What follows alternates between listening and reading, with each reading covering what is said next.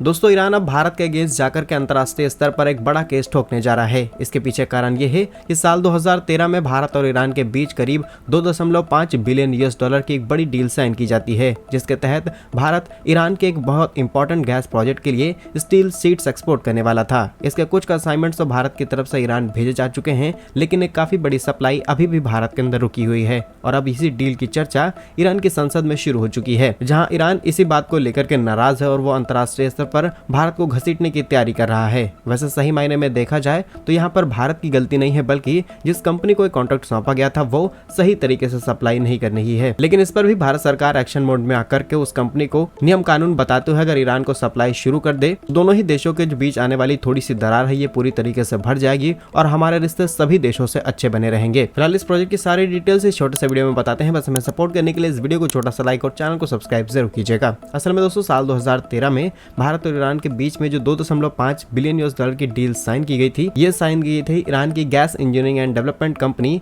IGEDC की तरफ से, और ये कंपनी भी एफिलिएटेड है ईरान की ऑयल मिनिस्ट्री की तरफ से। इसीलिए गवर्नमेंट इस प्रोजेक्ट में बहुत ज्यादा इन्वॉल्व है। और अगर हम बात करें साल 2013 की, तो उस समय तक भारत और ईरान के रिश्ते बहुत ज्यादा अच्छे थे। रिश्ते तो फिलहाल आज भी अच्छे हैं, लेकिन तब भारत ईरान से बहुत ज्यादा ऑयल इंपोर्ट कर रहा था, क्योंकि उस समय ईरान पर अमेरिकी प्रतिबंध नहीं लगे थे और भारत के लिए सबसे बड़ी ऑयल सप्लाई सिर्फ ईरान से की जा रही थी। और सबसे अच्छी बात यह है कि भारत और ईरान रुपी और लोकल करेंसीज में ट्रेड कर रहे थे, जो भारत के लिए सबसे बड़ा प्लस पॉइंट था। और इसका बड़ा एग्जाम्पल हम देख सकते हैं इस समय, क्योंकि आज भी हम किसी देश के साथ बड़े लेवल पर इंडियन रुपीस में ट्रेड नहीं कर पा रहे हैं, क्योंकि डॉलर की डोमिनेंसी कम होने का नाम नहीं ले रही। लेकिन ईरान पूरी तरीके से अमेरिका के अगेंस्ट जाकर के भारत के साथ लोकल करेंसीज में ट्रेड करता था। लेकिन जैसे ही ईरान पर प्रतिबंध लगे, भारत को मजबूरन तेल सप्लाई ईरान से स्विच करनी पड़ी। बात की जाए इस कॉन्ट्रैक्ट की, तो यहाँ पर जिन स्टील शीट्स का कॉन्ट्रैक्ट भारत को सौंपा गया था, उसके लिए ईरान ने भारत को 125 मिलियन US डॉलर की पेमेंट एडवांस कर दी थी। इसके बावजूद भी इस कंसाइनमेंट का सिर्फ 4,17,000 मैट्रिक टन ही स्टील भेजा जा चुका है, यानी कि करीब 18 कंसाइनमेंट भेजे गए हैं। और अभी भी